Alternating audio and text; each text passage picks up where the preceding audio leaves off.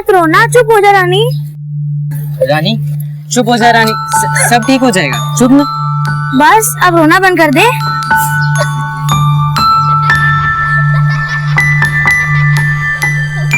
अच्छा चल चल चल इधर आ। बैठ इधर, बैठ इधर ही बैठना, कहीं मत जाना, हम आ रहे हैं ठीक है। लेकिन हम कहीं नहीं जा रहे, हम आ रहे हैं, तो इधर ही बैठ ठीक है। चलो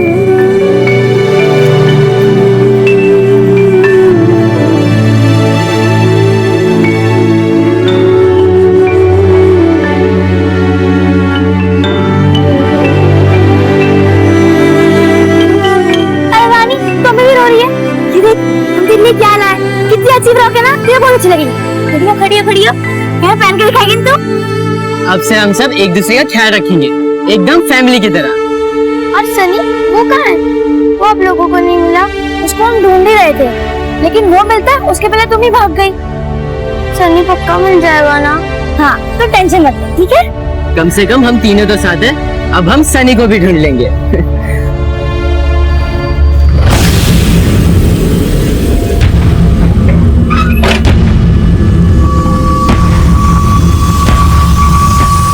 शारदा का घर यही? हाँ साहब यही है। जिस दिन शारदा के ऊपर हमला हुआ उस दिन आप में से किसी ने नकाबपोश आदमी को देखा था? साहब नकाबपोश आदमी को तो नहीं देखा था, लेकिन हाँ 2 बच्चे जरूर निकले थे यहाँ से।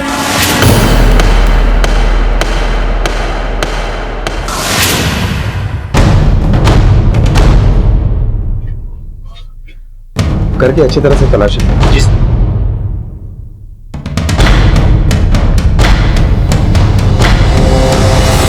सर में ऐसा कुछ भी नहीं दिखाई दे रहा है जिससे ये लगे कि यहाँ चोरी हो सकती है। क्या शारदा किसी के साथ कोई दुश्मनी थी? नहीं साहब, उसकी किसी की भी साथ दुश्मनी नहीं थी साहब। उस बेचारी की तो खुद ही बच्ची गायब हो गई है साहब, कल ही वापस आई थी साहब। रानी कैसी है बेटा तू? लेकिन शारदा ने तो हमें इस बारे में कुछ नहीं बताया। सर ये शारदा के साथ किसी बच्ची की फोटो मिली है। शारदा के साथ ये लड़की कौन है? साहब यही तो है उसकी बेटी रानी साहब। इसके गुमशुदा होने की रपट लिखाई थी उसने, ये कल ही वापस आई थी। लेकिन शारदा के साथ हॉस्पिटल में तो कोई नहीं था।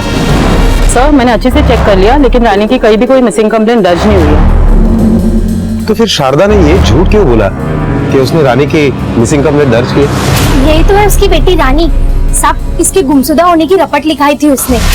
और कहीं ऐसा तो नहीं कि उसके घर पे जो नकाबपोश वाला आदमी आया था ये बात भी झूठी हो? सर हमारे केस से मिलता जुलता मामला बैंड्रा इलाके में भी सामने आया। वहाँ पे भी कुछ बच्चों के खिलाफ केस रजिस्टर्ड हुए, जो कि वहाँ के लोकल लोगों के लिए सर का दर्द बन चुका है। तुम एक काम करो, फौरन अपने पास इस केस के जितने भी डिटेल्स हैं उनके साथ शेयर करो। ठीक?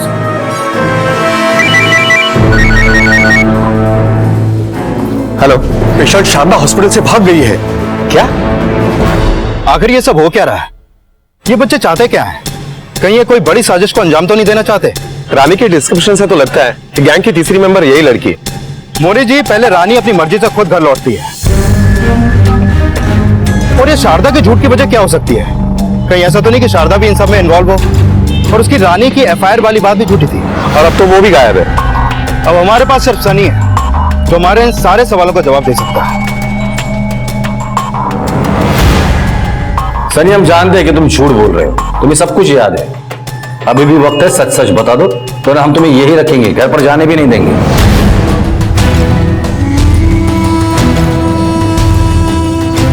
सनी पुलिस अंकल को बेटा सब कुछ सच सच बता दो।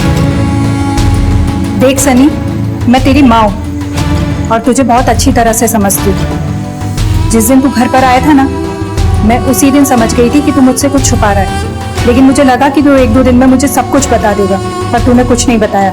अभी भी तेरे पास मौका है, पुलिस अंकल को सब कुछ सच सच बता दे, फिर हम दोनों इकट्ठा यहाँ से चलेंगे।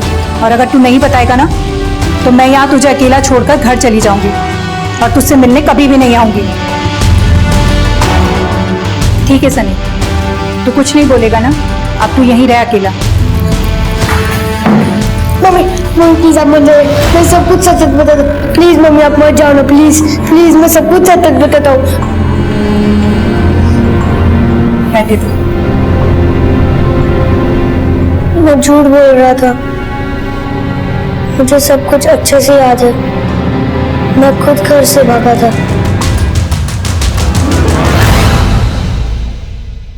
क्यों? घर पे रहता था तो पापा हमेशा डांटते और मारते रहते थे। मैं बहुत डर गया था, इसलिए मैं स्कूल से सीधा भाग गया। फिर मुझे एक बच्चा मिला। कौन था वो? मुझे नहीं पता।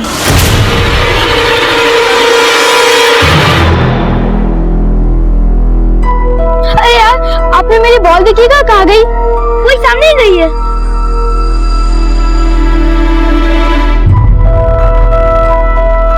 अरे यहाँ आके बताओ ना, पता नहीं कहाँ गई है।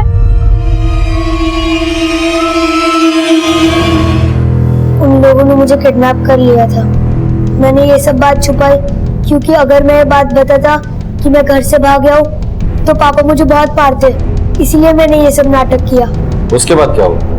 उन्होंने मुझे कमरे में बंद कर दिया था। उन्होंने मुझे ही नहीं, बहुत से बहुत जैसे एक्सीडेंट हुआ, हमने फिर से दरवाजा खोलने की कोशिश की, लेकिन वो नहीं खुला। हम डर गए थे कि वहाँ कोई आ ना जाए और हमें पकड़ ना ले, इसलिए भाग गए।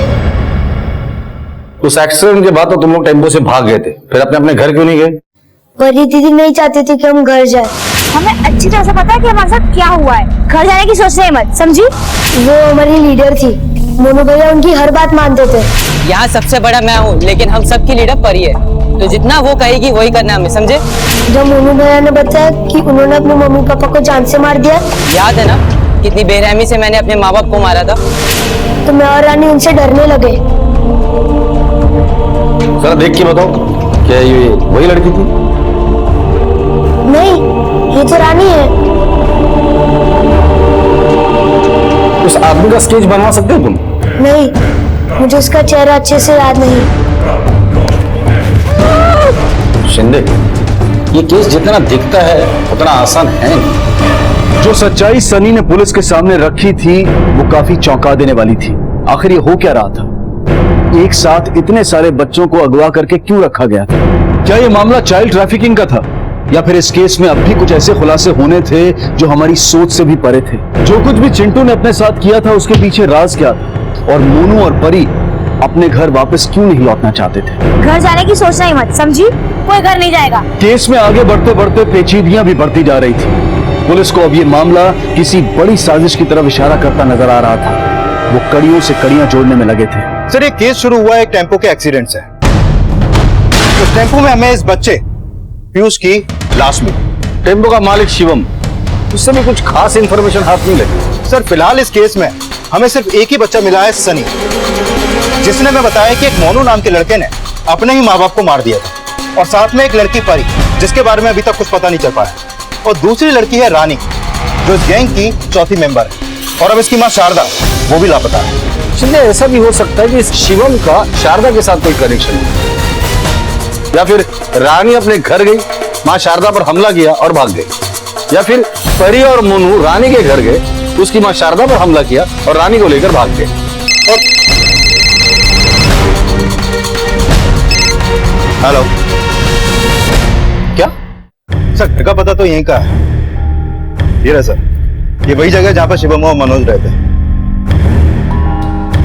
यहाँ तो ताला लगा हुआ है। अरे भाई साहब, यहाँ ये शिवम कहाँ गया, कुछ पता है? नहीं सर, उसके बारे में मुझे कुछ नहीं पता। ठीक है। शिंदे, ये शिवम ने पहले हमसे झूठ बोला और अब गायब। मैंने उनसे पूछा था कि उसके माँ बाप कहाँ हैं। उन्होंने बताया कि वो वहीं पास में रहते हैं और उनको घर जाना है। इस शिवम को जल्द से जल्द ढूंढना हो। सर, उसके आईडी पर उसका परमानेंट एड्रेस लातूर के नारायण गांव का है। हो सकता है वो वहीं पर भाग गया हो। मुझे नहीं लगता वो लातूर गया होगा, क्योंकि उसे पता है कि हम लोग वहां तक भी पहुंच सकते हैं। फिर भी चांस लेते, लातूर पुलिस को इन्फॉर्म करो और उसके घर पे 24 घंटे नजर रखो। सर, ये शारदा का क्या करना है? अभी तक उसकी कोई खबर नहीं मिली। शारदा के कॉल रिकॉर्ड निकल और उसके मोबाइल की एक्चुअल लोकेशन क्या है वो पता। Okay sir. सर, मेरी शारदा के पड़ोसियों से बात हुई। उनका कहना है कि शारदा अपनी बेटी से बहुत प्यार करती थी। शिंदे, अगर ऐसी बात है तो फिर शारदा ने हमसे झूठ क्यों बोला? परी तू ठीक है ना? हाँ। ताई ताई, बहुत प्यास लगी है, पानी पीना है। मैं पानी लेके आती हूँ। मोनू पर्स।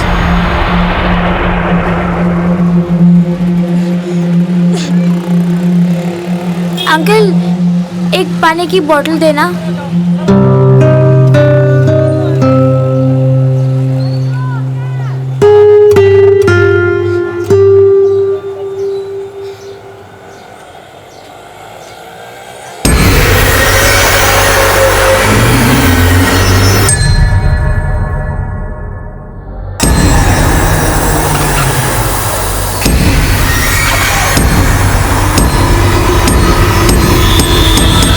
हुआ क्या? ठीक है ना? कुछ नहीं, चलो आगे चलो। सर शारदा के कॉल रिकॉर्ड आ चुके हैं। कॉल रिकॉर्ड से साफ है कि शारदा शिवम के टच में तो नहीं थी, लेकिन हाँ एक नंबर ऐसा है जिस पर शारदा की लगातार बात हुआ करती थी। ये नंबर बब्बन के नाम पे रजिस्टर्ड है सर। ये बब्बन कौन है? सर ये बब्बन किसी प्राइवेट प्रॉपर्टी लैंड पर सिक्योरिटी गार्ड की नौकरी करता है। ठीक है। शारदा की लास्ट लोकेशन क्या है? शारदा की लास्ट लोकेशन बर्वे रोड वाले 4 रास्ते की थी। वो जगह काफी सुनसान रहती है सर। शारदा को कैसे जानते हो? मैं और शारदा एक दूसरे को प्यार करते हैं साहब। प्यार करते हो? इसका मतलब शारदा के बारे में बहुत कुछ जानते होगे। शारदा का उसके बेटी के साथ रिश्ता कैसे था? इस बारे में तो मुझे कुछ पता नहीं साहब, और मैंने उससे कभी पूछा भी नहीं साहब। और मेरी दिलचस्पी शारदा में थी साहब।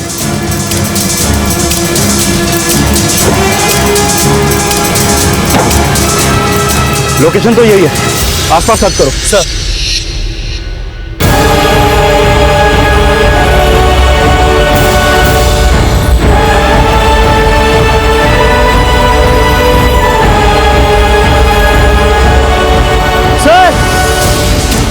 सर ये देखिए, ये मोबाइल मिला है।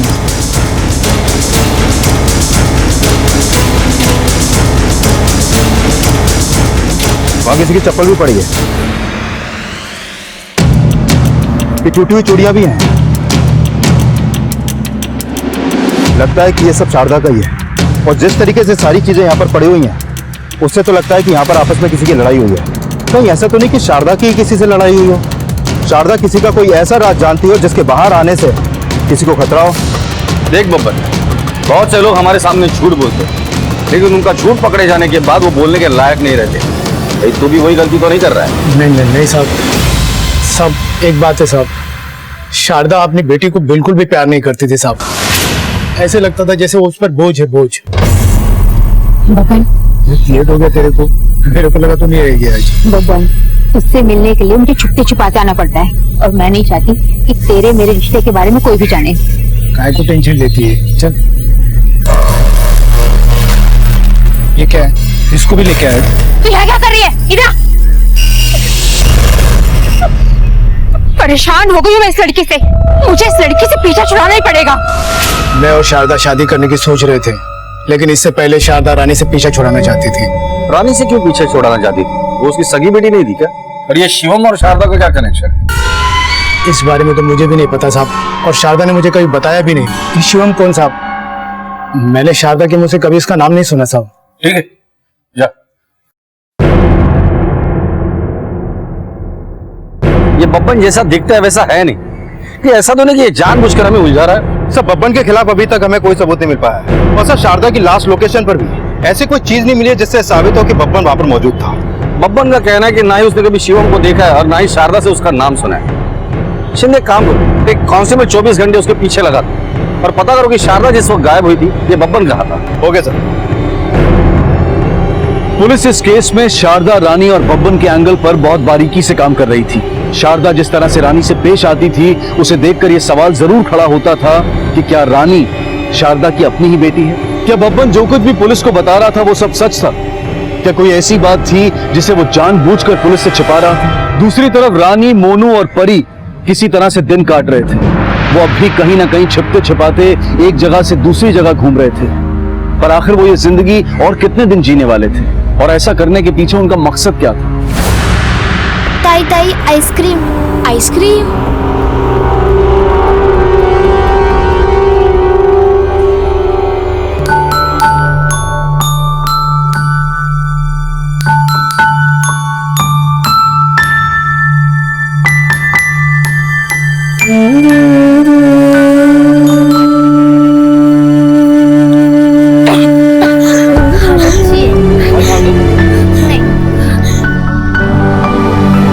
ठीक है ताई। हाँ मैं ठीक हूँ। सर ये बब्बन के कॉल रिकॉर्ड और लोकेशन डिटेल्स। इसके मुताबिक बब्बन परसों शाम 5 बजे बर्बर रोड 4 रास्ते के पास था। और शारदा के कॉल रिकॉर्ड के हिसाब से उसकी लोकेशन भी वही थी। इसका मतलब बब्बन उसके साथ था। उठाकर लेकर इस बब्बन को। Okay sir. बताता हूँ साहब, मैं उस वक्त वहीं था साहब। मैं कहीं फंस ना जाऊं, इसीलिए मैंने आप लोगों को ये बात नहीं बताई। बब्बन, तू इधर? और ये क्या? तेरे को चोटें कैसे आई? बब्बन, हमें यहाँ से भागना होगा। क्यों? वो एक लफड़ा हो गया है। शायद पुलिस को पता चल गया है कि मैं रानी से छुटकारा पाना चाहती थी और वो लोग मेरे को ढूंढ रहे होंगे। तूने रानी के साथ ऐसा क्या किया? बोल, जो पुलिस तुझे ढूंढ रही है। ये सब मैं तेरे को बाद में बताएगी। मेरे को इन सब से बाहर निकलना है। तू चल रहा है ना मेरे साथ? अरे पर मैं देख, मेरे पास पैसे भी है, हम यहाँ से कहीं दूर निकल जाएंगे। और मेरे को एक आदमी मिला है, वो मेरे को इन सब लफड़ों से बाहर निकाल देगा। कौन है वो आदमी? वो सब मैं तेरे को बाद में बताएगी। देख कितना पैसा है मेरे पास, कितना पैसा है। तू चल रहा है कि नहीं चल रहा मेरे साथ?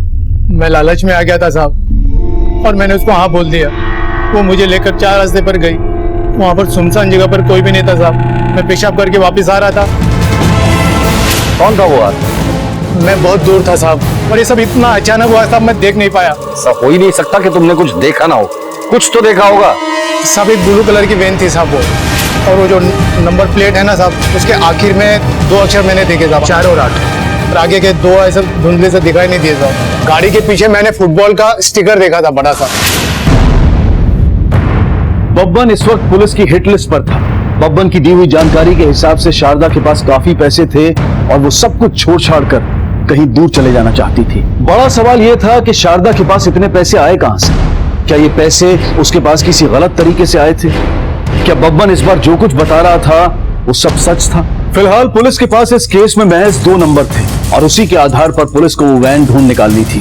पुलिस के हाथ लगी हर इंफॉर्मेशन का वो बारीकी से इस्तेमाल कर रहे थे और कोई मौका नहीं छोड़ रहे थे सच्चाई तक पहुंचने का। अब भी मोनू और परी की जिंदगी कई सवाल लिए खड़ी थी। दिन रात एक कर दिए थे।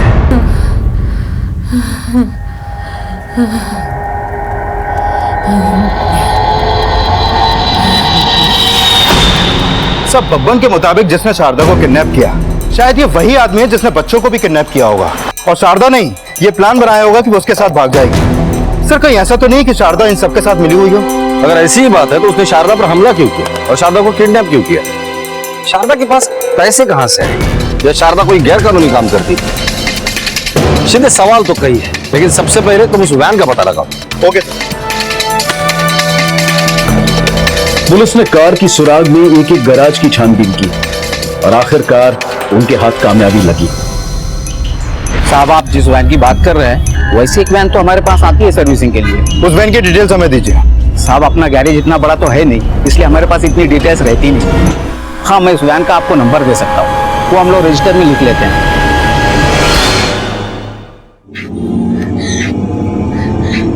परी, परी, तू ठीक है ना? क्यों नहीं? वहाँ चल बैठ जल्दी, आराम से। मैं पानी लेके आया।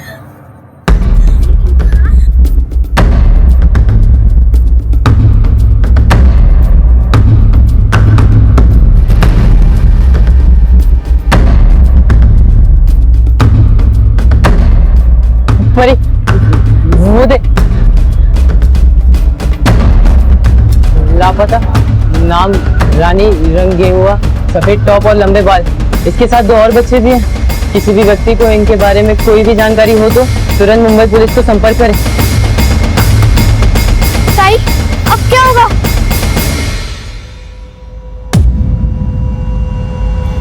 Monu, police, police! भागो ऐसे, भागो। सर आरटीओ से हमें गाड़ी के ऑनर की डिटेल्स मिल गई है। वो वैन किसी प्रशांत मोरे के नाम रजिस्टर्ड है और एड्रेस कलीना का है।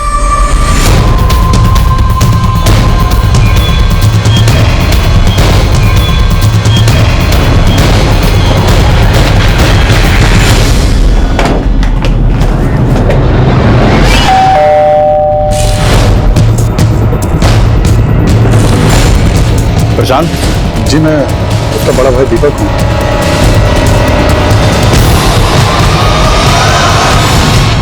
सर ये सोनम है, प्रशांत की वाइफ। प्रशांत है कहाँ अभी? जी वो तो बाहर है। एक्चुअली मेडिकल रिप्रेजेंटेटिव का काम रहता है उनका, तो एक क्लिनिक से दूसरे क्लिनिक उनको जाना पड़ता है। आप क्या करते हैं? सर फिलहाल तो मैं जॉबलेस हूँ, मगर आप ये सब क्यों पूछ रहे हैं? एक किडनैपिंग और मर्डर केस के सिलसिले में हम यहाँ पर आए थे। प्रशांत के साथ साथ हमें एक औरत शारदा की भी तलाश है। एक गिरोह है जो बच्चों को किडनैप करता है। सर मेरी बेटी परी वो पिछले 4 हफ्तों से लापता है। मैंने कंप्लेंट भी रजिस्टर करवाया है अपना कलीना पुलिस स्टेशन में, लेकिन अब तक उसका कुछ पता नहीं चला। आपकी बेटी 4 हफ्तों से लापता है? Yes sir. ठीक है, आप अपनी बेटी और प्रशांत की फोटो दीजिए और प्रशांत का मोबाइल नंबर भी दीजिए।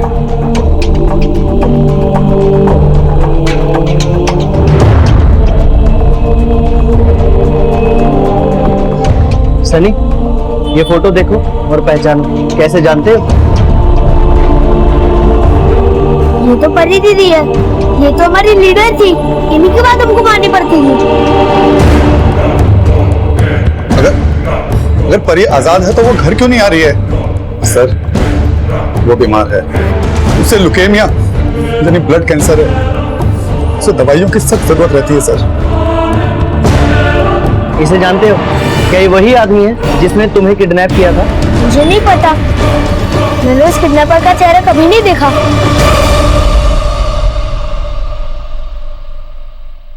सर कहीं ना कहीं शारदा, शिवम और प्रशांत ये तीनों आपस में जुड़े हुए हैं, और जिसने किडनैप किया है वो कोई चौथा है। हो सकता है, इसीलिए तो तीनों के तीनों गायब हो गए। शिंदे, पता करो इस दीपक ने अपनी बेटी परी की मिसिंग कंप्लेंट लिखवाई थी भी या नहीं। हो सकता है वो भी शारदा की तरह झूठ बोल रहा हो और वो भी इस किडनैपिंग करने वाले गिरोह का मेंबर हो। सर और एक बात, परी उस टेम्पो से भागने में कामयाब तो हुई थी, पर वो आखिर में घर वापस क्यों नहीं आई? हो सकता है उसे पता होगी इस किडनैपिंग के पीछे प्रशांत का हाथ है, तो प्रशांत के डर के मारे वो घर पर नहीं गई। सर वैसे सनी ने भी यही बोला था कि वो किडनैपर उन बच्चों का अच्छे से ख्याल रखता था, खाना और बाकी सब चीजें टाइम पर देता था। तो वो किडनैपर आखिर में बच्चों से चाहता क्या था? इसका जवाब तो वो किडनैपर ही दे सकता है। शिंदे, याद है तुम्हें 2 महीने पहले हमने बच्चों की तस्करी करने वाले गिरोह को पकड़ा था। इस रघु से पूछताछ करते, उसके पास जवाब जरूर होगा। शिवम, प्रशांत और शारदा, इन तीनों को तो तू जानता ही होगा, ये आजकल तेरा धंधा संभाल रहे हैं। इन लोगों को मैंने पहले कभी नहीं देखा, शायद नए लोग हैं जो कि अपना नाम बदल कर धंधा जमा रहे हैं। ये लोग बच्चों को किडनैप करते हैं, कुछ दिन अपने पास रखते हैं, उनकी अच्छे से देखभाल भी करते हैं। आखिर ये लोग चाहते क्या है? सब हमारा धंधा और पिज्जे का धंधा एक जैसे ही होता है। 30 मिनट में ऑर्डर खत्म। इतना लंबा हमारे धंधे में कोई किसी को नहीं टिकाता है। रिस्क भी तो हाई हो जाता है, और वैसे भी कंपटीशन का जमाना है, मार्केट में अलग अलग बिजनेस आइडिया चल रहे हैं। अब इनके दिमाग में कौन सा आइडिया वो आप उनको कैसे मालूम? सर आखिर ये गैंग करना क्या चाहता है? रघु जैसे क्रिमिनल को भी इनके कारनामों की कानों कान तक खबर नहीं है। इन सबका परी के फैमिली से जरूर कोई ना कोई कनेक्शन होगा। परी और प्रशांत दोनों गायब हैं। प्रशांत और शारदा का भी कनेक्शन होगा। परी की फोटो हर पुलिस स्टेशन में सर्कुलेट कर दो। परी और बाकी के बच्चों को बचाना बहुत जरूरी है। सर और एक बात समझ में नहीं आ रहा कि सारे बच्चे अपने घर क्यों नहीं जाना चाहते, और इन सबका मास्टरमाइंड है कौन? तुम्हें इसी का तो पता लगाना है।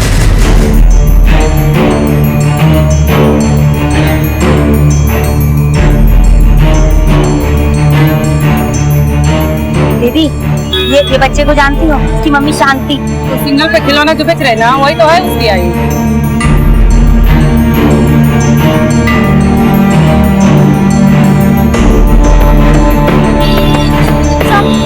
आपने इस बच्चे को कहीं देखा है?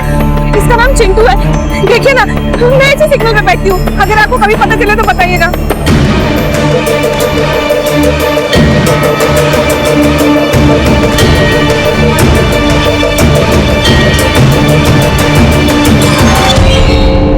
पहले हमें सिर्फ शांति ही चिंटू की फोटो लिए उसकी खोज में यहाँ वहां घूमते हुए दिखाई दे रही थी, लेकिन अब एक औरत भी थी जो चिंटू को ढूंढते हुए दिख रही थी। आखिर कौन थी औरत, और क्यों वो अचानक इस तरह से चिंटू को ढूंढ रही थी? इस केस में अब भी ऐसे कई सवाल थे जिनके जवाब मिलने बाकी थे। सब परी के बारे में हमने और पता लगाया। परी के चाचा मेडिकल रिप्रेजेंटेटिव हैं, और परी के फादर पिछले करीब 1 साल से घर में ही बैठे हुए हैं। और सर ये भी पता चला है कि परी को ल्यूकेमिया नाम की एक बीमारी है, जिसके चलते परी को time to time proper treatment और दवाइयों की जरूरत पड़ती रहती है। सब परी के फादर ने परी के इलाज के लिए अपना सब कुछ बेच दिया, घर, गाड़ी, घर का सामान, सब कुछ। अभी वो अपने भाई के यहाँ रहता है। शिंदे, अगर ऐसी बात है तो ये दीपक परी के इलाज के लिए पैसे कहाँ से लाता है? कि ऐसा तो नहीं कि इलाज के खर्चे के लिए दीपक कोई उल्टा सीधा काम करता हो, या फिर ऐसा भी हो सकता है कि खर्चों से तंग आकर इसी ने परी को गायब किया या घर से निकाल दिया हो। वैसे उसका भाई प्रशांत, उसका फोन ट्रेस हुआ? सर, प्रशांत के ऑफिस से पता चला है कि प्रशांत 12 तारीख को एक मेडिकल कॉन्फ्रेंस अटेंड करने के लिए कल्याण गया था, पर तब से वो किसी को नहीं मिला और उसका फोन भी स्विच ऑफ है। ढूंढो इस प्रशांत को और दीपक पर नजर रखना। Okay sir.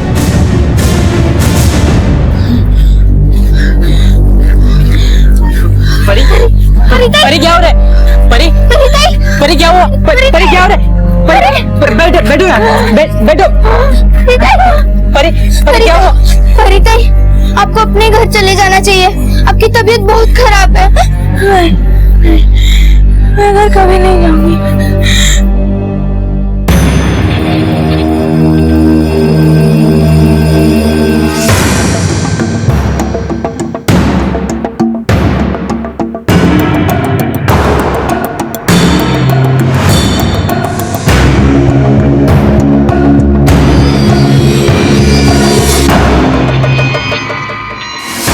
हेलो सर, दीपक अभी घर से निकला है और उसे देख के मामला कुछ गड़बड़ सा लग रहा है। ठीक है, तुम उसका पीछा करो और उसके हर मूवमेंट की जानकारी हमें दो। ओके सर, खबरी का फोन था, उसने दीपक को कहीं संदिग्ध रूप से जाते हुए देखा है। मैंने उसको दीपक को फॉलो करने के लिए बोला है। चलो। रानी, हम परी के बिना कैसे रह पाएंगे? यही तो है जो हमारी हिम्मत है। हमें फौरन इसके लिए कोई जगह ढूंढनी होगी जहाँ इसका ध्यान रख पाए। परिताई, ए संजना, जो तू ये धंधा कर रही है ना, शराब के नाम पर लोगों को ठग रही है ना, बंद कर दे इसे। उनको अपने मन से दान करने दे, उल्लू मत बना उनको। ए दीपिका, तू ये जो अपना ज्ञान है ना अपने पास रख, जा अपना काम कर। अभी तू जा, अरे चल जा, अरे तू जा, बात तू जा। करती है, हट यहाँ से। बात कर रही है। हमारी मदद कीजिए आंटी, क्या हुआ रे? हमारी मदद कीजिए भगवान के लिए। उसकी तबीयत बहुत खराब है, हमारी उसे बचा दीजिए आंटी, प्लीज प्लीज हमारी मदद कीजिए। अरे क्या हुआ इसको? पता नहीं, लेकिन इसकी तबीयत बहुत खराब है और हमारे पास घर भी नहीं है। मदद नहीं किया तो इसकी जान चली जाएगी। प्लीज बचा लीजिए इसे, हमारी मदद कीजिए प्लीज।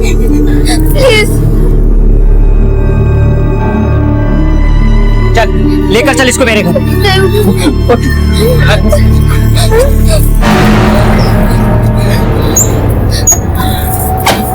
ला,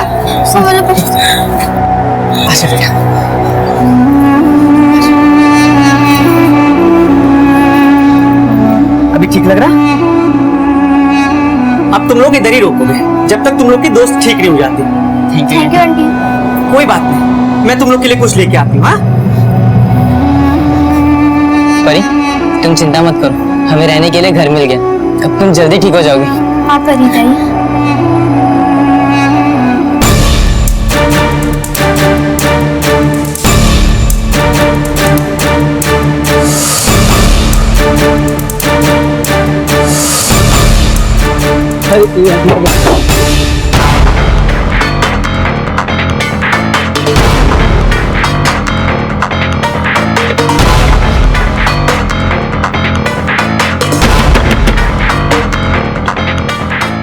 मनोज, दरवाजा तोड़ दो।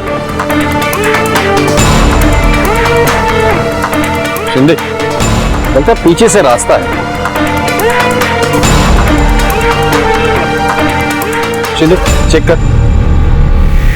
शिंदे, जल्द से जल्द हमें इस प्रशांत तक पहुंचना होगा।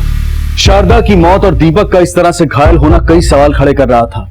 पुलिस ने यह तय कर लिया था कि वो किसी भी हाल में प्रशांत को ढूंढ निकालेंगे। इस केस के पीछे छिपे राज क्या थे? इस केस में पुलिस हर मोड़ पर एक ऐसे चौराहे पर पहुंचती जा रही थी जहां उनके लिए यह समझना मुश्किल हो रहा था कि वो किस दिशा में जाएं, और वहीं दूसरी तरफ बच्चे एक के बाद एक मुसीबतों में फंसते जा रहे थे। मां का आंचल और घर का आंगन जब छूटता है तब दुनिया की असलियत समझ में आती है, और यही हो रहा था इन बच्चों के साथ।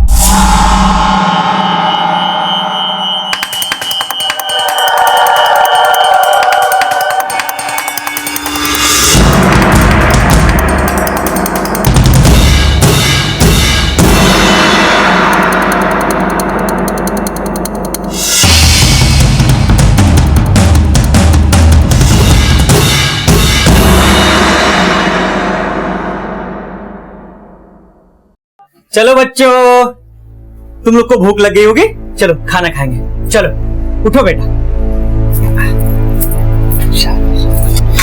थैंक यू आंटी, हम अब पे ज्यादा दिन बोर्ड नहीं रहेंगे, हम 2 में यहाँ से चले जाएंगे। कैसी बात कर रही है बेटा? जब तक तू ठीक नहीं हो जाएगी तू कहीं नहीं जाएगी, ठीक? हाँ चल खा।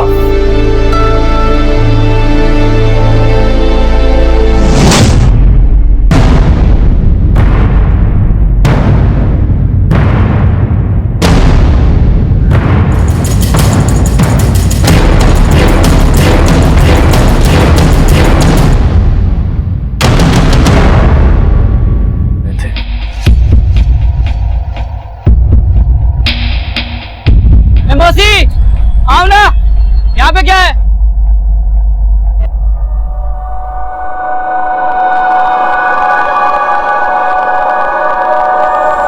हेलो, हाँ बोल ना।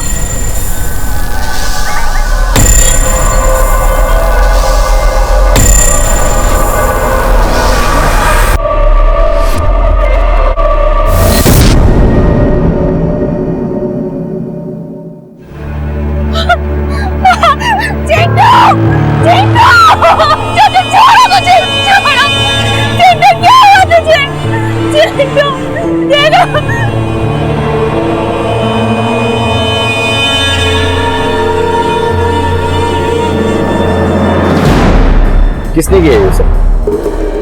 सर, मैं अपने बेटे को ढूंढना चाहता था और कुछ दिन पहले ही पता चला कि क्या भाग गई? कैसे भाग गई? अरे बेवकूफ, परी किसी भी हाल में घर नहीं पहुंचनी चाहिए, समझे? दीपक भाई साहब को पता चल गया ना तो आफत आ जाएगी। किसी भी तरह ढूंढ निकालो उसे। मैंने प्रशांत को कैद कर रखा था सर।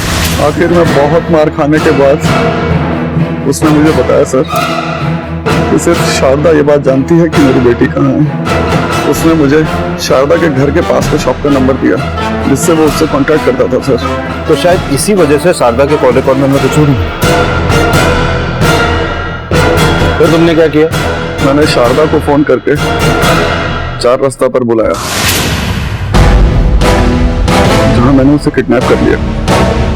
बाद में मैंने उसे बहुत मारा, बहुत टॉर्चर किया, लेकिन उसे भी नहीं पता था कि मेरी बेटी कहाँ है। जब शारदा को तुम्हारी बेटी के बारे में कुछ पता ही नहीं था तो तुमने इसे मार क्यों डाला? नहीं सर, वो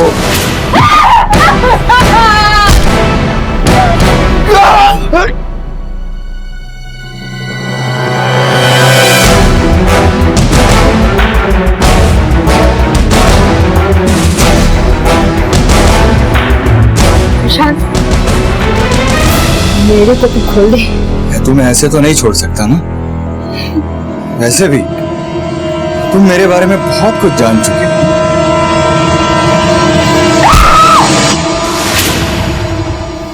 सर, प्रशांत को लगा कि मैं और शारदा मर गए हैं। मैं वो घर के पीछे पानी में फेंकने के लिए ले गया, तभी आपकी गाड़ी की आवाज आई तो वो भाग गया हमें वहीं छोड़ के सर।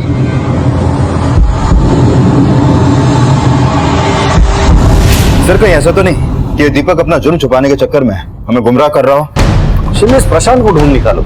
जिस दिन ये प्रशांत हाथ लग जाएगा ना, उस दिन दूध का दूध और पानी का पानी हो जाएगा।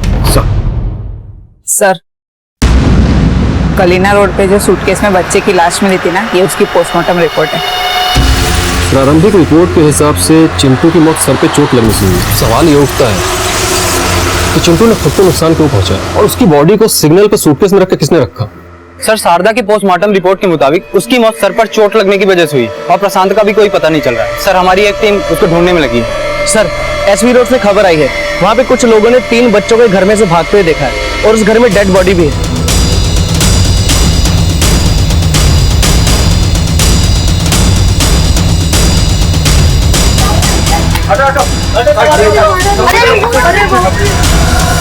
हटिए हटिए, माने राउत सबको बाहर निकालिए।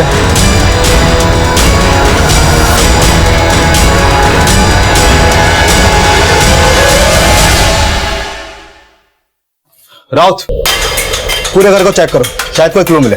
सर। आप लोगों में से किसी ने कुछ देखा? साहब, मैंने देखा। बोलिए। साहब, मैं इधर ही बाजू में रहती हूँ और अचानक मुझे दीपिका के चिल्लाने की आवाज आई तो मैं भागकर इधर आई और देखा उसके घर से 2 लड़कियां और 1 लड़के भाग रहे थे। फिर मैं जैसे ही अंदर गई, मैं देखकर घबरा गई। दीपिका मर चुकी थी और मैंने फौरन आपको फोन किया।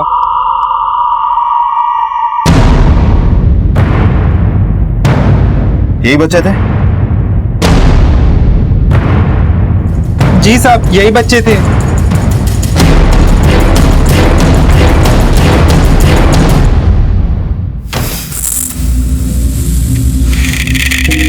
ये लीजिए आपकी चाय। सनी बेटा, ये लो तुम्हारे लिए दूध। नहीं मम्मी, मुझे दूध नहीं पीना। अरे सनी, थोड़ा दूध पियो। सनी, पापा बोल रहे हैं ना, जल्दी से दूध पी लो। मम्मी, पापा, यही तो वही लड़का है जिसने मुझे बॉय ढूंढने की हेल्प ली थी, और इसके ही लोगों ने मुझे किडनैप किया था। तुम्हें पक्का यकीन है? हाँ।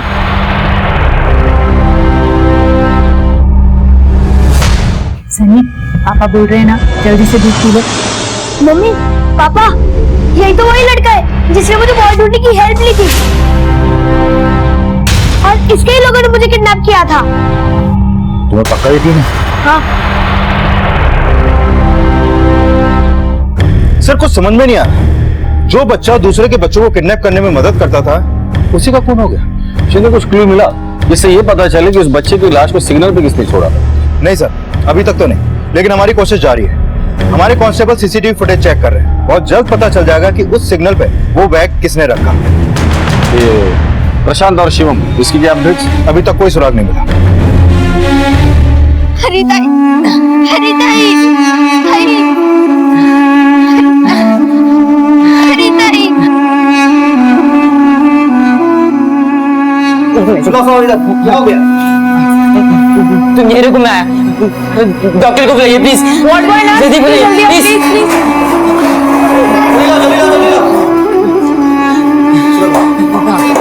आराम से, आराम से, आराम से।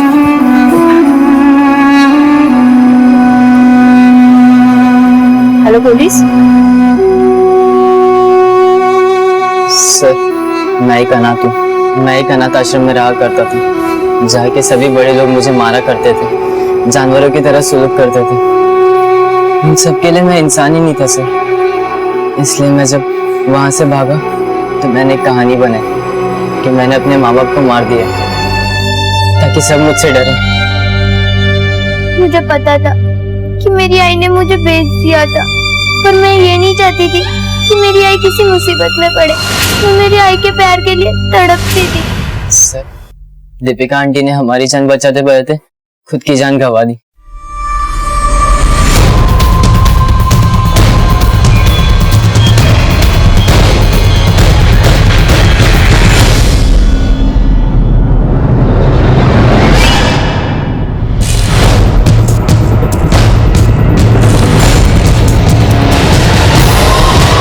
सर, जिन बच्चों की हमें तलाश थी वो बच्चे हमें मिल चुके हैं, और दीपिका मर्डर केस भी सॉल्व हो गया है।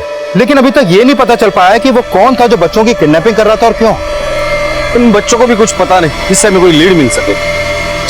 सर फॉरेंसिक से चिंटू की विसेरा रिपोर्ट आई।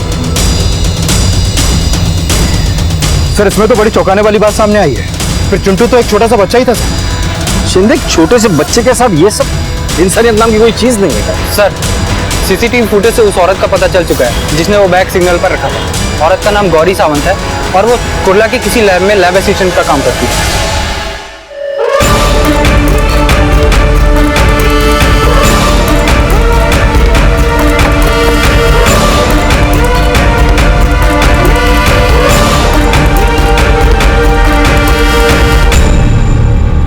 ये पकड़ो तुम्हारे, और ये तुम्हारे। अब तक का सारा हिसाब क्लियर, ठीक है ना? अपना हिसाब तो क्लियर कर लिया, अब कानून का हिसाब भी क्लियर कर दे। सर, इस सब का मास्टरमाइंड प्रशांत था। मैं तो बस प्रशांत के लिए काम करती थी। उन बच्चों को किडनैप करके क्या करते थे उनके साथ? बच्चों को किडनैप करके हम उनकी बॉडी पर वो सब दवाइयों का इस्तेमाल करते थे जिनका रजिस्ट्रेशन बड़ी बड़ी फार्मा कंपनीज के पास भी नहीं है। उन दवाइयों के साइड इफेक्ट्स इतने स्ट्रॉन्ग होते थे कि लीगली ये सब करना पॉसिबल नहीं था। सर, मेरी जॉब की वजह से फार्मा कंपनी में मेरा आना जाना लगा रहता था। वहीं से मुझे बहुत सारी दवाइयों का पता चला जिसे गवर्नमेंट इंसानों पर इस्तेमाल करने से मना करती थी। तो सर, वहीं से मुझे आइडिया मिला और मैंने ये ऑपरेशन सेटअप करना शुरू कर दिया। हम इन बच्चों का चारा बना के ही दूसरे बच्चों को किडनैप करवाते थे। मैंने एक सुनसान जगह पर अपनी लैब बनाई। वहीं पर बच्चों पर एक्सपेरिमेंट करता था दवाइयों। अगर कोई बच्चा बच जाता था तो वो दलाल के जरिए किसी और काम के लिए बेच देता था। सर मुझसे चिंटू की मौत देखी नहीं गई। एक अजीब सा लगाव सा हो गया था उस बच्चे से। प्रशांत चिंटू का इस्तेमाल बच्चों को किडनैप करने के लिए एक चारे की तरह करता था। हमेशा उसको बोलता कि अगर तुम बच्चों को किडनैप करने में हमारी मदद करोगे तो हम तुम्हें एक दिन जरूर घर जाने देंगे। पर ऐसा नहीं हुआ सर। हमने उन ड्रग्स का इस्तेमाल एक दिन चिंटू की बॉडी पर भी किया। तो मेरा जमीर जागा सर। मैंने चिंटू की लाश को उसके माँ बाप को सौंपने का फैसला किया ताकि वो कम से कम अपने बच्चे का अंतिम संस्कार तो कर सके। मैंने चिंटू के गुमशुदा होने का इश्तिहार अखबार में पढ़ा था जिसमें लिखा था कि उसकी माँ शांति सिग्नल पर खिलौने बेचती है। फिर सिग्नल पर जाकर मैंने चिंटू की लाश वहीं छोड़ दी। फर्नीचर की डिलीवरी की आड़ में मैं और मनोज उन बच्चों की तस्करी करते थे। ऐसी कौन सी वजह थी जो तुमने परी को भी किडनैप किया? सर, वो लड़की हमारे लिए श्राप बन गई थी। बर्बाद हो गया था मेरा भाई उसके पीछे। सब कुछ बेच बाच के मेरे घर पे आके रहने लगा था। और इतना ही नहीं सर, उस परी के इलाज में मेरा भी पैसा लगने लगा था। मैंने सोचा कि कुछ करना पड़ेगा, इस लड़की से पीछा छुड़ाना पड़ेगा। और वैसे भी मुझे वो कैंसर की दवाई का एक्सपेरिमेंट करना था जिसके लिए बड़ी बिल्कुल सही लड़की थी। शारदा से तुम्हारा क्या लेना देना था? तुम उसे कैसे जानती हो? और ये रानी, ये कहाँ मिली तुम्हें? सर, शारदा ने अपनी बेटी रानी को हमें बेच दिया। तुम लोगों ने जो जुर्म किया है वो इंसानियत को शर्मसार करने वाला है। कानून की किताब में तुम लोगों के लिए जो भी सजा लिखी होगी ना वो कम ही होगी। बाकी ये बच्चे कहाँ हैं?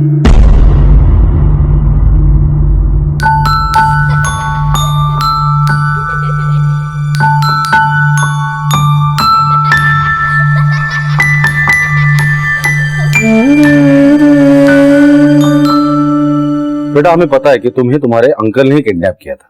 एक बात बताओ, जब तुम उनके चुंगल से भाग गई थी तो अपने घर क्यों नहीं गई? मैं अपने पापा से बहुत प्यार करती हूँ। मैं उन्हें परेशान करना नहीं चाहती थी। मेरी इस हालत के कारण उनका सब कुछ बिक गया। मैं घर वापस जाकर उन पर बोझ नहीं बनना चाहती। परी बेटा,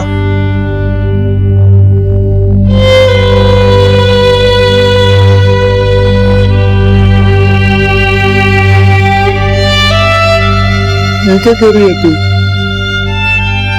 कोई बेटी अपने बाप के लिए बोझ होती है क्या? मेरा तो सब कुछ तू है। मुझे ये पैसा, बंगला, घर, गाड़ी, इन सबका करना ही क्या है? जब तू मेरे पास नहीं होगी तो मुझे इन सब चीजों को जाने का कोई गम नहीं है बेटा। मेरी असली दौलत तू है बड़ी।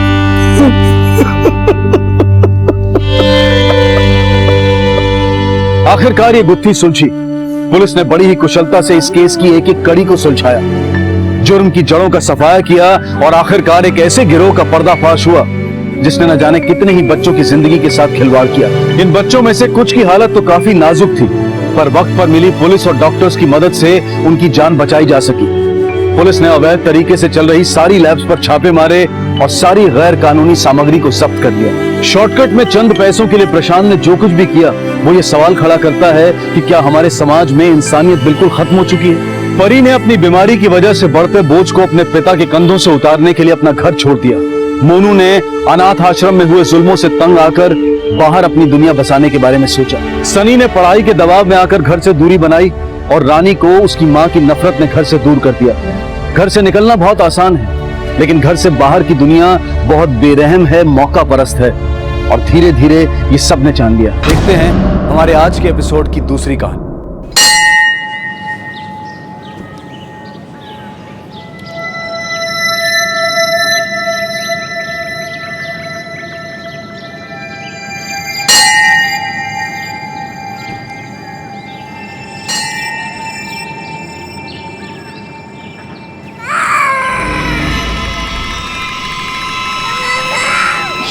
किसका बच्चा है? अरे भाई साहब, बहन जी, ये बच्चा किसका है?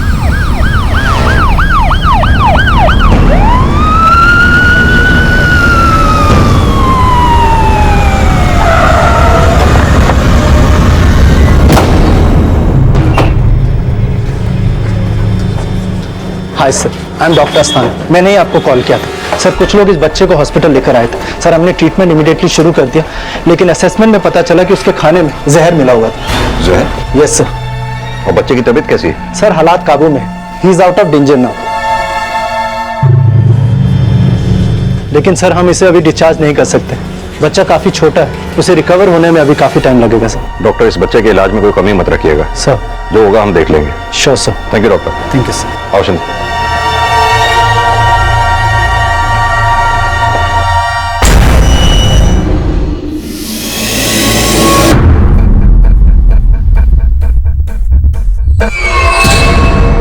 आप लोगों में से इस बच्चे को यहाँ कौन लेकर आया था? जी सर, हम ही लेके आए थे यहाँ पर। इस बच्चे के साथ में कोई और भी था? नहीं सर, जब मैं सीढ़ियों पर पहुंची तो बच्चा अकेले ही तड़प रहा था। मैंने आवाज लगाकर सबको बुलाया और उसे अस्पताल लेकर आ गई। पर हाँ सर, उस बच्चे के पास में ना मिठाई पड़ी हुई थी। इस बच्चे के माँ बाप कौन है, पहचानते हैं आप? नहीं सर। आपने? Yes sir. इन लोगों के नंबर ले लो। Okay sir. डॉक्टर के मुताबिक बच्चे ने जो खाया उसमें जहर था। ये हो सकता है कि उसके पास जो मिठाई पड़ी थी उसमें जहर। सर क्या ये हो सकता है कि जहर मंदिर में एक बाटे के प्रसाद में था? नहीं शिंदे, क्योंकि अगर मंदिर के प्रसाद में जहर होता तो और लोग भी बीमार पड़ते। ये मंदिर जाकर पता करो ये बच्चा आया किसके साथ में था। जो भी आया, ये बच्चा अकेले तो आया नहीं होगा। सर। सिस्टर, इसे ग्लूकोज चढ़ा दो और मैंने जो मेडिसिन दी हैं, ठीक है, उसे टाइम पर देते रहना।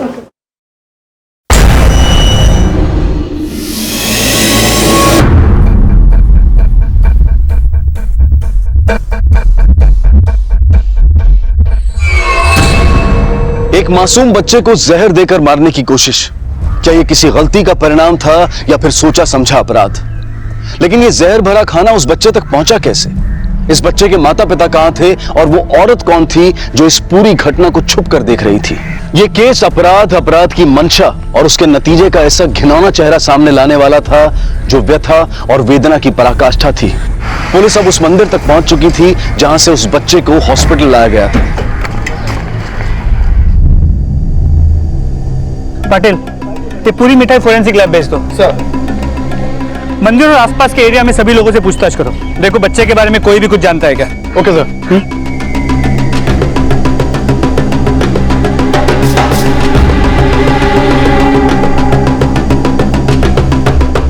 हो साहब, इस लड़के को मैंने देखा है।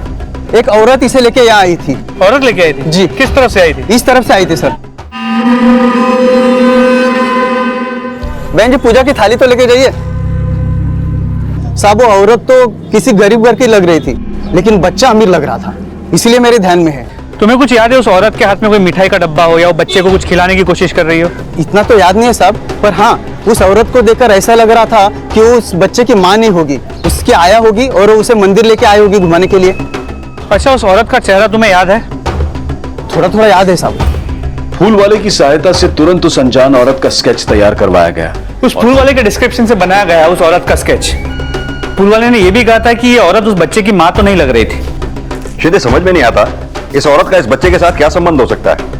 ये आसपास के थानों में इस बच्चे का और इस औरत का फोटो सर्कुलेट करवाओ। शायद किसी थाने में इस बच्चे की मिसिंग कंप्लेंट दर्ज हुई हो। सर।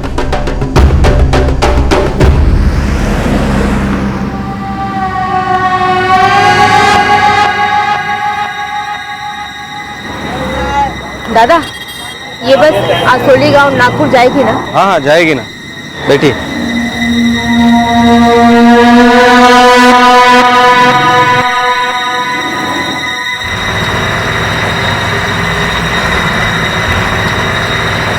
हाँ बोलो, टिकट बोला। मावशी, मावशी, कुठलं तिकीट? एक तरफ पुलिस उस अनजान औरत को स्केच के जरिए तलाश रही थी और वहीं दूसरी तरफ उसने अपना रुख नागपुर की तरफ कर लिया। शायद इस केस का अगला पड़ाव नागपुर का असोली गांव था।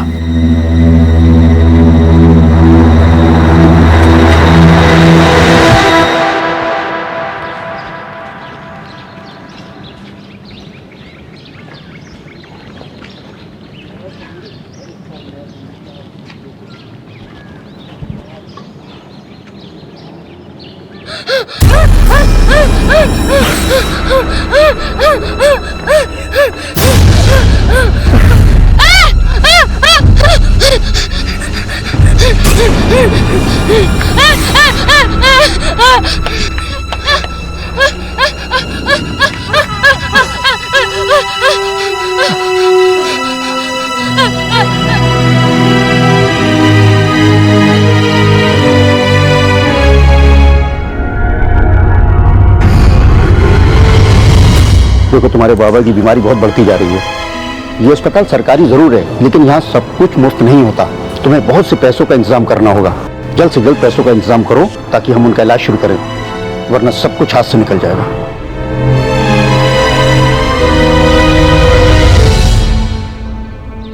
कहाँ खो गया तू? जल्दी जल्दी कर।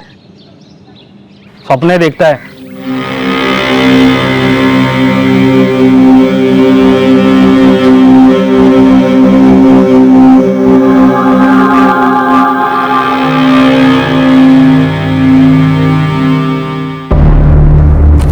सर, मंदिर के पास एक दुकान में सीसीटीवी कैमरा लगा था, वहां की ये फुटेज है।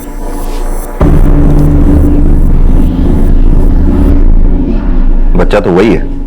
बच्चा कितना कंफर्टेबल है इस औरत के साथ। पीछे करना। लेकिन सर, ये औरत इस बच्चे की मां तो नहीं लग रही। बच्चे के कपड़े देखिए, औरत के कपड़े देखिए। हाँ, तो हो सकता है ये औरत इस बच्चे की आया हो। इस बच्चे की मिसिंग कंप्लेंट के बारे में कुछ पता चला? नहीं सर, अब तक कोई लीड नहीं मिला। शिंदे, आसपास के एरिया में पता करो ऐसी कौन सी एजेंसीज हैं जो बच्चों के लिए आया और मेड सप्लाई करती हैं। हो सकता है वहां से इस औरत के बारे में कोई डिटेल मिले। शिंदे, मुझे लगता है ये केस मेड बैटरिंग का भी हो सकता है। हो सकता है ये आया अपने मालिक से किसी बात पे नाराज हो, तभी इसने इस बच्चे को मारने की कोशिश की।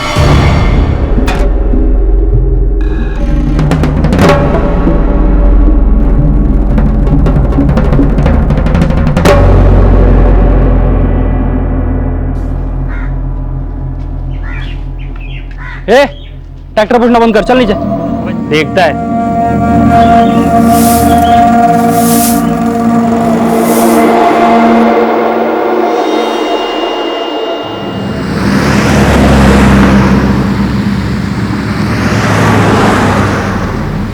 तुम्हें बहुत से पैसों का इंतजाम करना होगा ताकि हम उनका इलाज शुरू करें, वरना सब कुछ हाथ से निकल जाएगा।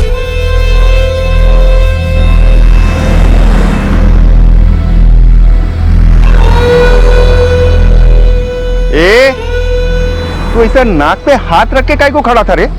तेरे को मालूम है ना क्या काम करने का है? ये अक्खा जो गटर गंदा है ना, इसको साफ करने का है। तेरे को तेरा पैसा मिल जाएगा। जा, उतर। हाँ, ऐसा एकदम व्यवस्थित करने का। हेलो, हाँ बोला। हो साहेब, झाला ना तुमचा काम। सलमान, अरे क्या कर रहा है तू नालायक? तुझे कोई और काम नहीं मिला था? चल घर तुझे बताता हूँ, चल। ओ भाऊ, काम करने दो उसको। मैं पैसा दे रहा है ना उसको। अरे नहीं चाहिए तेरा पैसा। मेरे फूल जैसे बच्चे को गटर में काम करवा रहा है। चल पाँव पर रख। काय माणूस है सरपंच।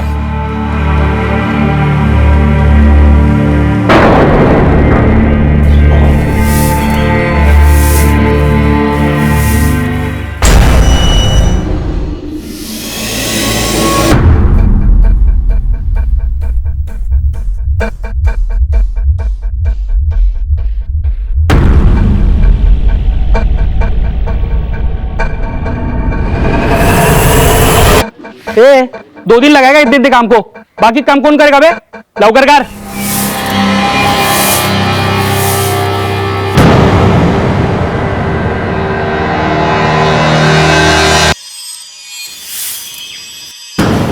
मुंबई पुलिस ने इस अनजान औरत की पहचान के लिए कई एंगल्स को इन्वेस्टिगेट किया, लेकिन वो अब तक उसे लोकेट नहीं कर पाए थे क्योंकि ये औरत नागपुर में एक और अपराध की मंशा लिए दिखाई दे रही थी और उसकी मंशा कई सवाल खड़े कर रही थी। वो क्या चाहती थी? वो उस घर पर नजर क्यों रखे हुए थी? क्या वो किसी अपराध की साजिश कर रही थी? और क्यों वो सिर्फ बच्चों के ही आसपास मंडराते हुए दिखाई दे रही थी? और दूसरी तरफ एक बच्चे पर खतरा मंडरा रहा था। क्या ये भी किसी अपराध का शिकार होने वाला था या फिर सच्चाई कुछ और ही थी?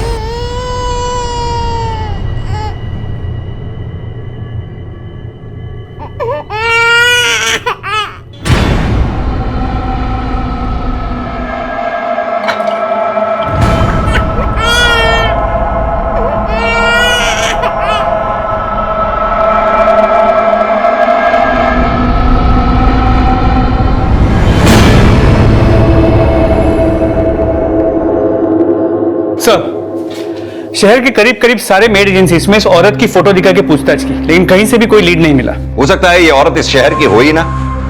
शिंदे, मंदिर के आसपास जितने भी ग्रोसरी और केमिस्ट शॉप्स हैं, इस औरत की फोटो दिखाकर उनसे यह पता करो शायद चूहे मारने की दवा इसने वहीं कहीं से खरीदी हो। सर,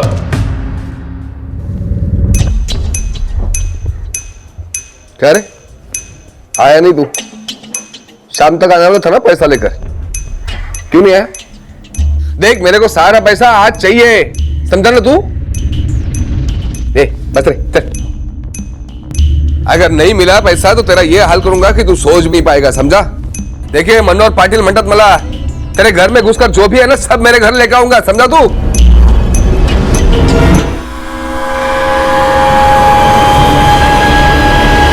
क्या करना चाहती थी ये समझ पाना भले ही हमारे लिए मुश्किल हो, लेकिन एक बात जरूर समझ में आ चुकी थी कि ये पूरा मामला बच्चों से जुड़ा हुआ था। आखिर ये औरत बच्चों को ही अपना निशाना क्यों बना रही थी? क्या ये उन्हें नुकसान पहुंचाना चाहती थी? ये अब तक साफ नहीं था, और इसी बीच मुंबई पुलिस के हाथ एक अहम सफलता लगी। जब हम मंदिर के पास के केमिस्ट और ग्रोसरी स्टोर्स में पूछताछ कर रहे थे, तभी एक केमिस्ट ने इस औरत की फोटो को पहचान लिया और कहा कि इसने उसी की दुकान से चूहे मारने का जहर खरीदा था। और कुछ बताया इस औरत के बारे में? नहीं सर, उसने इस औरत को पहली बार देखा था। शिंदे, एक बात समझ में नहीं आती। पहले ये औरत इस बच्चे के साथ मंदिर में हंसते खेलते आती है, फिर ऐसा क्या हुआ जो इस बच्चे से नाराज होकर उसने मिठाई में जहर मिलाकर इसे खिला दिया? सर, हो सकता है कि मामला चाइल्ड ट्रैफिकिंग का हो सकता है ये औरत उस बच्चे को लेकर वहां मंदिर में कोई डील करने आई थी और डील कैंसिल हो गई और वो औरत इस बच्चे के साथ वहां फंस गई, इसलिए इस औरत ने उस बच्चे को जहर देके मारने की कोशिश की ताकि वो पकड़ी ना जाए। नहीं शिंदे, अगर ऐसा होता तो ये औरत इस बच्चे को मंदिर में किसी भी कोने में छोड़कर जा सकती थी। इतना छोटा सा बच्चा इस औरत के बारे में हमें क्या बता पाता? एक काम करो, अपने पूरे खबरी नेटवर्क को अलर्ट करो, इस औरत और इस बच्चे की फोटोग्राफ उनको भेजो, उनसे पता करने को कहो कि कहीं कोई ऐसा गैंग तो नहीं है जो इस बच्चे की सौदेबाजी में इन्वॉल्व है। सर,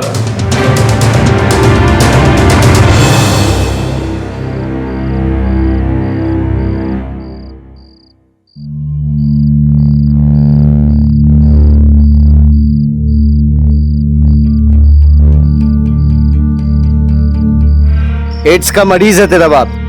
तू और तेरा बाप यहाँ नहीं रह सकते, वरना ये बीमारी हमको भी हो जाएगी। तू तो मरेगा अपने बाप के साथ, हमको भी ले मरेगा।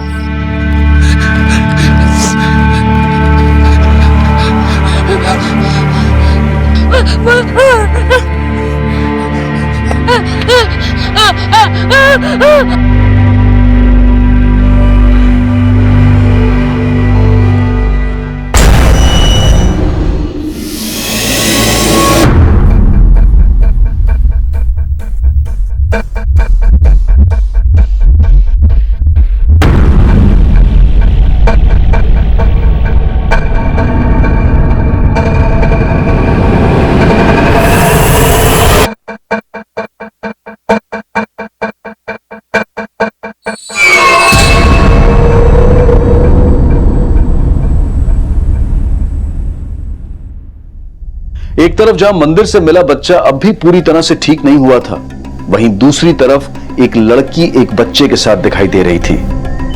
क्या ये लड़की इस बच्चे को नुकसान पहुंचाने के बारे में सोच रही थी? इस केस में अब भी ऐसी कई परतें थी जो खुलनी बाकी थी। पुलिस अब भी उस औरत को तलाशने में जुटी थी जिसे उस मंदिर वाले बच्चे के साथ देखा गया था। हाँ साहब, देखा है मैंने इस औरत, नागपुर जाने के बारे में पूछ रही थी। बाद में मैंने उसको टिकट के लिए पैसे मांगे तो उसने बहुत कम पैसे दिए, और फिर अरे तो बहुत कम है ना। मेरे पास अब इतने ही है। इतने ही है? ऐसा कैसे चलेगा, इतने ही है। मैं यहाँ आती जाती रहती है दादा, अगली बार आकर देती है ना। कौन सा गांव बोला था? असोली, नागपुर। असोली। हाँ सर, वो औरत के बारे में पता चला है, वो नागपुर के असोली गांव में गई है। आप एक काम करो, फौरन नागपुर के असोली गांव में जाकर इस औरत के बारे में पता करो, हमें जल्द से जल्द इस औरत को ढूंढ निकालना है। Okay sir.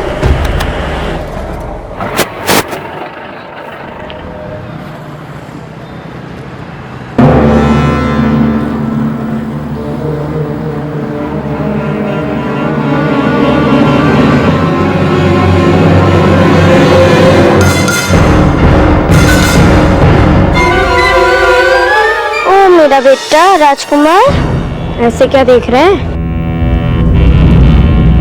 हवा में उड़ेगा, बोल, हवा में उड़ेगा। ताली दो। अच्छा सुनिए ना, मुझे ना क्लिप खरीदना था। अब तुम ले लो, मैं जरा जाके आता हूँ। अभी आपको कहाँ जाना है? ओफो, आप भी ना। ठीक है, इसको उतारिए। आता हूँ मैं। ले लो।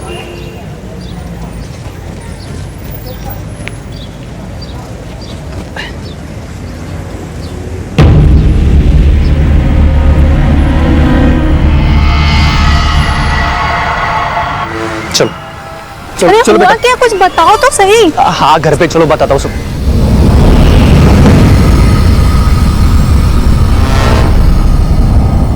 अरे धीरे, वो गिर जाएगा। इकड़े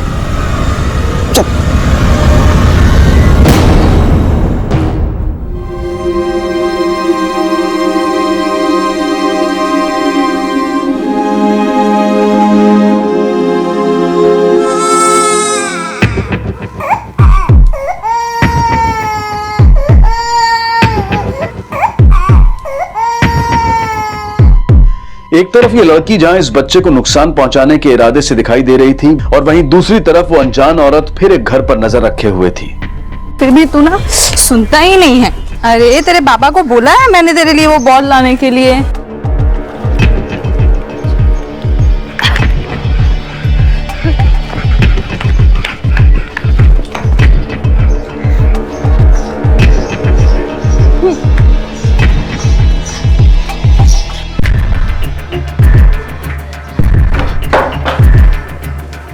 तुम्ही रोक।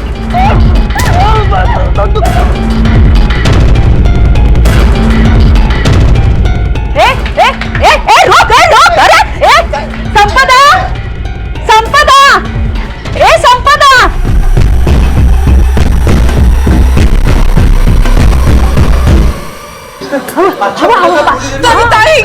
पहले फोन लगा, पुलिस को फोन लगा पहला। आखिर इनके साथ क्या हुआ था और ये कहां किसके साथ थे?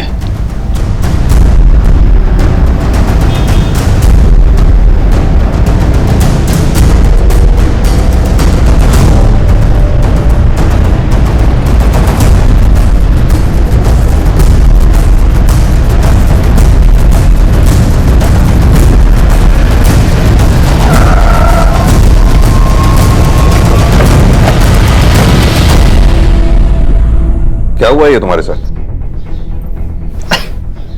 साहब मैं यहाँ बैठा था, कुछ काम कर रहा था। अचानक पीछे से दरवाजे पे आवाज आई और मैंने मुड़कर देखा। साहब मैं कुछ समझ पाता उतने में ही मुझ पर हमला हुआ। वो औरत ही थी, अब शायद चोरी करने के इरादे से आई थी। मैं चिल्लाने लगा और लोग इकट्ठा हो गए, और लोगों को इकट्ठा आते हुए देख वो भाग गई। लेकिन थी कौन औरत वो? मैंने उस औरत को पहली बार देखा था, और अचानक हमला होने की वजह से उस औरत का चेहरा ठीक से देख नहीं पाया। साहब मैंने उस औरत को देखा है। वो वही औरत है जिसके पोस्टर बाजार में चारों तरफ लगे हुए हैं। उसके साथ 12-13 साल का लड़का भी था। शिंदे, कहीं ये वही औरत तो नहीं जिसकी हमें तलाश है? सर मैं चेक करता हूँ। ये वही औरत है? हाँ साहब, यही है। तुम पहचान सकते हो? हाँ सब, शायद यही है वो औरत। क्या तुम इसे जानते हो? नहीं साहब, मैंने इस औरत को पहले कभी नहीं देखा।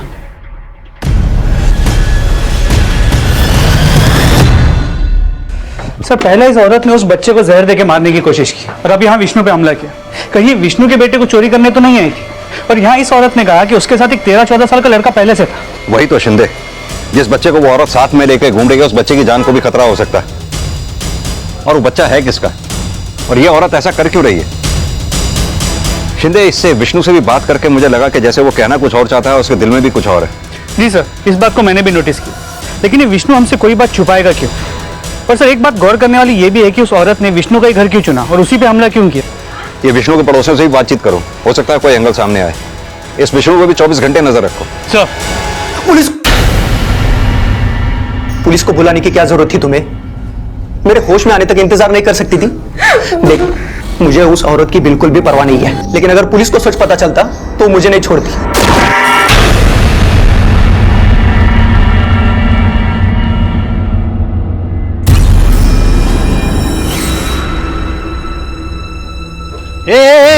कहाँ हाँ क्या? चल निकल निकल बाहर निकल। साहब ही तो आत्मजा है और ये इसी का बेटा है। ये आत्मजा का बेटा है? हो साहब, ये 2-2.5 साल का होगा और आत्मजा की एक बेटी भी है, यही कोई 8-10 साल की। और साहब उसका एक बेटा भी है 10-12 साल का, जो कि बोल नहीं सकता। साहब ये आत्मजा काफी दिनों से गांव से बाहर थी, लेकिन कल ही वापस आई थी, फिर चली गई। ये आत्मजा बार बार गांव से बाहर क्यों जाती है? साहब आत्मजा बहुत ही गरीब है, उसे हमेशा पैसों की जरूरत रहती थी। उसके पति को एड्स था और उसके इलाज के लिए काफी पैसे लगते थे, इसलिए वो पहली बार शहर गई ताकि पैसा इकट्ठा कर सके।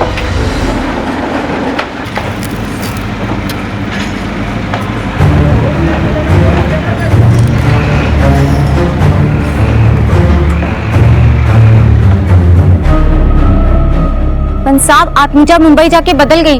उसके देवर से पता चला कि मुंबई में उसका किसी के साथ चक्कर चल रहा है। आत्मजा का देवर कहाँ रहता है? साहब वो मुंबई में रहता है। मुंबई में कहाँ रहता है? वो सब मुंबई में कहाँ रहता है मालूम नहीं। उसका नाम क्या है?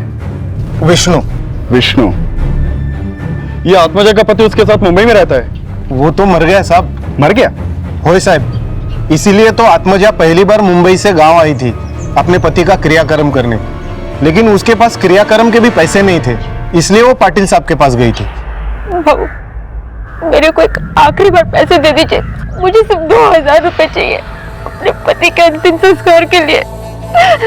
मैं आपको लौटा दूंगी सर। दे दूंगा, लेकिन भरोसा क्या है तेरा कि तू वापस आके पैसे देगी? हाँ?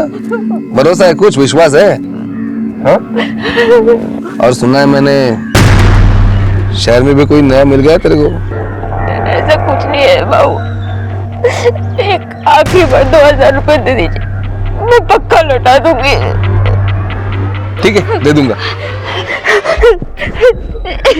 लेकिन ये बच्चे को रोक दे मेरे पास गिरवी। जब सूद और पूरे पैसे मुझे मिल जाएंगे उसको लेके जा। हाँ? सोच ले। ए तेरा क्या रे? मैंने सोच लिया, अब मेरे बेटे को रख लीजिए, मैं शहर जाकर पैसे कमा कर इसको वापस लेके जाएगी। कल आत्मजा मुंबई से दोबारा खाली हाथ वापस आ गई और जबरदस्ती अपने बच्चे को ले जाना चाह रही थी, और पाटिल साहब ने जब अपने पैसे मांगे वापस तो सुना है दोनों के बीच में हाथापाई हो गई, और उसके बाद में वो अपने बच्चे को लेकर जबरदस्ती भाग गई। सगड़ा खोटा है साहब, सब झूठा, मैं बोल रहा हूँ ना। हाँ, मैंने वो आत्मजा को 2000 रुपए दिया, उसकी मदद की ना साहब, उसके बच्चे को मेरे घर में रखा, उसका ख्याल रखा। लेकिन सर एहसान फरामोश लोग होते हैं साहब। वो औरत पैसे देने के बाद तो दूर, अपने बच्चे को जबरदस्ती अपने साथ ले गई, जबकि वो बच्चा उसके साथ जाना भी नहीं चाहता था। और तो और ये गोपाल को जख्मी कर दिया। ये दिखा रहे, ये देखो, ये क्या है? कि तुम हमसे झूठ तो नहीं बोल रहे हो? और अगर झूठ बोल रहे हो तो तुम्हें इतना तो पता होगा कि पुलिस वालों को सच बुलवाने के कई तरीके आते हैं। जो है यही सच है। मैं चलूं? मीटिंग है मेरी। राम राम।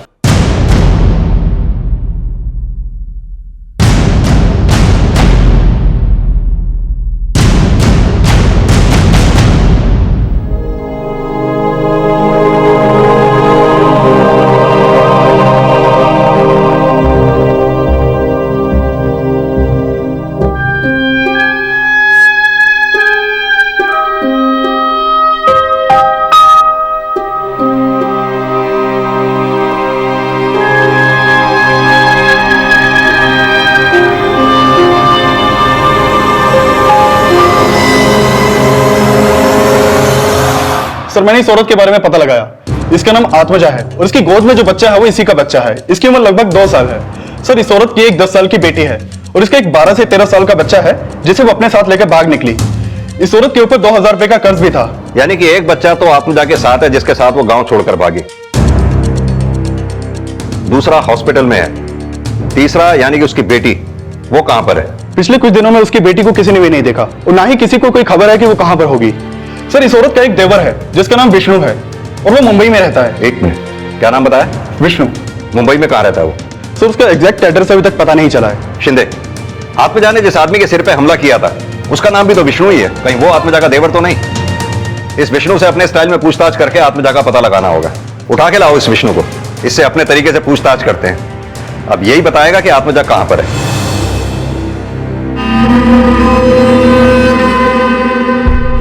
अरे तो आरटी डिजिट है, ये 10 का होता है ना, 10 डालो। हाँ बताओ सर, अपने आप को संभाल नहीं पा रही आप, कहाँ साई और नंदिनी को संभाल पाएगी? आप एक काम करो, नंदिनी को मेरे पास रखो। हाँ बड़ा राहणार ना माझ्याकडे।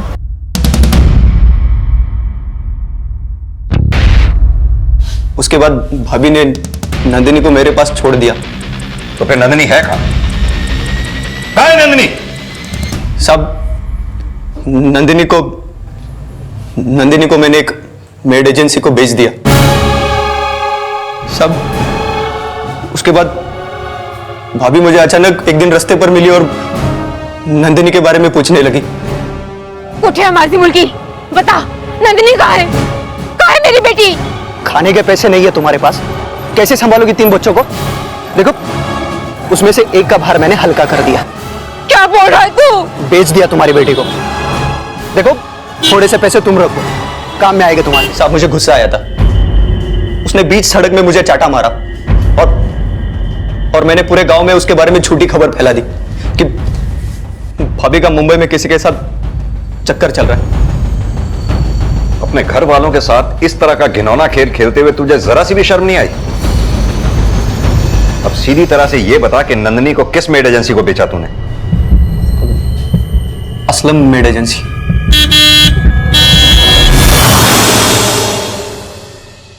बहरी है क्या? मरना है क्या गाड़ी के नीचे? हट जा सामने से। नंदिनी कहाँ पर है? कौन नंदिनी? मैं किसी नंदिनी को नहीं जानती। वो मेरी बच्ची, वो मेरी बेटी है। मैं नहीं जानती किसी नंदिनी को। हटो। वॉचमैन, मुझे बता दो नंदिनी कैसे कैसे लोगों को छोड़ देता वॉचमैन। नंदिनी कहाँ पर? वॉचमैन, जी मैम। मेरी बच्ची है। ध्यान कहाँ रहता है तुम्हारा? किसी को भी अंदर छोड़ देते हो। निकालो इन्हें बाहर। तो फिर से आ गई। चल चल बाहर निकल। जी कहाँ पर है? मुझे चल, बता दो। चल बाहर निकल, बाहर निकल, नंदिनी कहाँ पर है? बाहर निकल, निकल बाहर। दीपा क्या हो रहा है सब? कौन है औरत? नंदिनी के बारे में पूछ रही थी, माँ है उसकी। नंदिनी की माँ?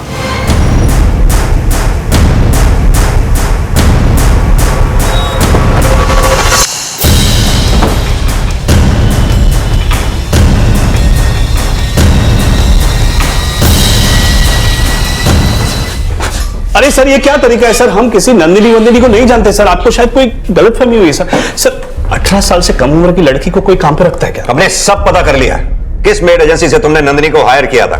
इवन तुम्हारी बिल्डिंग के सिक्योरिटी गार्ड तक ने तुम लोगों के बारे में सब कुछ बता दिया। अब तुम अपने आप बताओगे या दोनों को अलग अलग कमरे में ले जाकर पूछताछ करवाओ? पाटिल, गौरी। नंदिनी हमारे यहाँ काम करती थी सर। सर लेकिन वो बड़ी अजीब किस्म की लड़की थी सर, बहुत ही लापरवाह लड़की थी सर। एक दिन तो उसकी वजह से मेरे बेटे को यहाँ चोट लग गई थी सर, यहाँ पर। राइट? कैसे लगे मेरे बच्चे को? हाँ? ध्यान क्या तेरा? एक तो 18 साल से कम उम्र की बच्ची को काम पे रखते हो और उसे टॉर्चर भी करते हो। सर हमने कोई टॉर्चर नहीं किया सर उसे। सर उस दिन तो उसने गलती की थी इसलिए मेरा हाथ उठ गया था सर। और तो और उसे जबरदस्ती करके हम काम पे नहीं लाए थे, हमने पैसे दिए थे उसके लिए।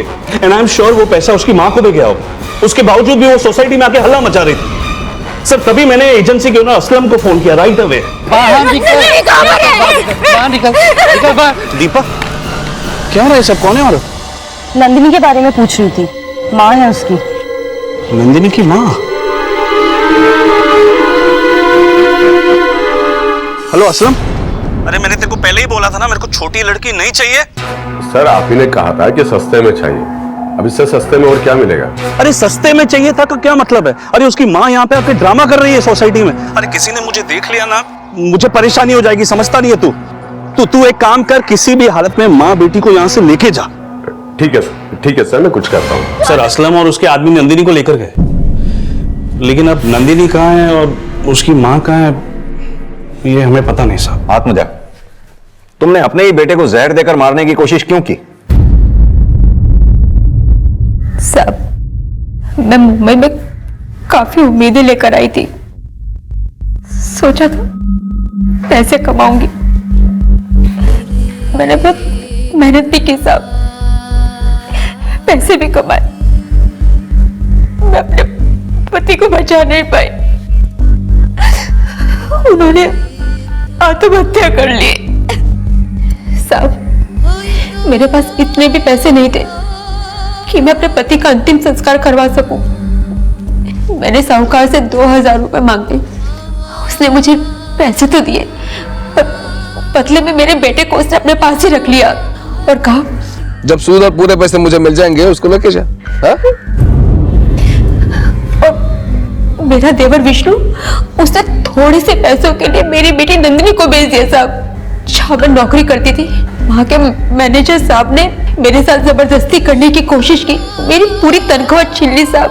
अरे इन पैसों की चिंता क्यों करती है, मैं हूं ना। मैं ऐसी जिंदगी नहीं जीना चाहती थी साहब, मैं ऐसी जिंदगी नहीं जीना चाहती थी। लेकिन मेरे सवाल का जवाब अभी भी तुमने नहीं दिया। तुमने अपने ही बेटे को जान से मारने की कोशिश क्यों की?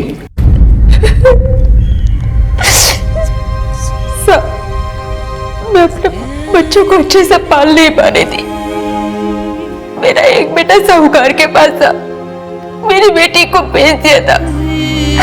और जो बच्चा मेरे पास था उसे भी अच्छे से खिला नहीं पा रही थी साहब। तो मैंने सोचा कि मैं अपने बच्चे को मारकर खुद भी मर जाऊंगी। उस दिन मैंने अपने बच्चे के लिए अच्छे से कपड़े चोरी किए।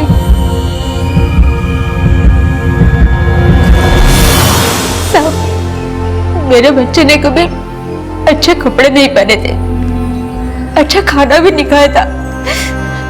तो मैंने सोचा कि मरने वाले दिन तो उसे अच्छे कपड़े पहना दूं। सब इसीलिए मैं उसे मंदिर में लेकर गई। राइट, खाना खाएगा?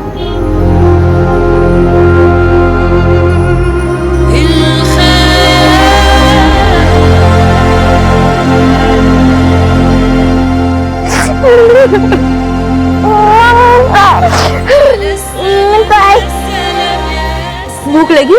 हाँ?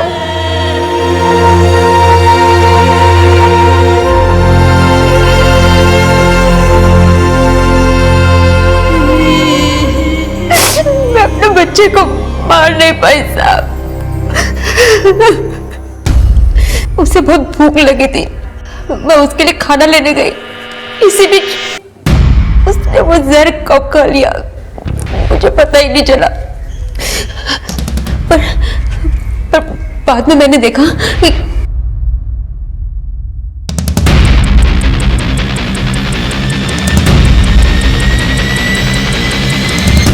कि वो ठीक है और सही हाथों में। तो मैंने अपने दिल पर पत्थर रखकर उसे वहीं छोड़ दिया और मैं अपने दूसरे बेटे को छुड़ाने के लिए गांव चली गई। मैं अपने बच्चों के साथ रहना चाहती हूँ साहब, मैं अपने बच्चों के साथ रहना चाहती हूँ। तुमने सिर्फ अपने साथ ही नहीं, अपने बच्चों के साथ भी गलत किया। अगर तुम्हारे साथ इतना सब कुछ गलत हो रहा था तो हमें खबर करती, हमारे पास आती। आत्मजा, अपनी जिंदगी की गुत्थियां सुलझाने के लिए यह बिल्कुल जरूरी नहीं कि बुराई का ही रास्ता अपनाया जाए। माना कि 2000 रुपए की कमी के कारण तुम्हें जिंदगी में बहुत कुछ झेलना पड़ा जो तुम्हें नहीं झेलना चाहिए था, लेकिन इसका यह मतलब हरगिज नहीं कि तुम कानून अपने हाथ में लो।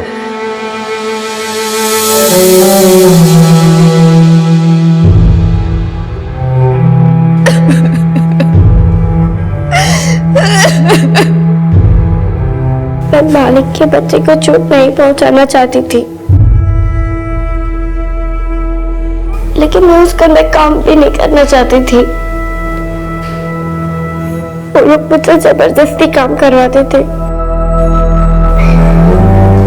उस दिन मालिक के बच्चे को चोट मेरी वजह से नहीं लगी थी, मैं तो बस उसे बचाना चाहती थी। लेकिन उस दिन वो मालिक ने मुझे बहुत मारा। मैं अपने आई के पास जाना चाहती हूँ, अपने गाँव जाना चाहती हूँ।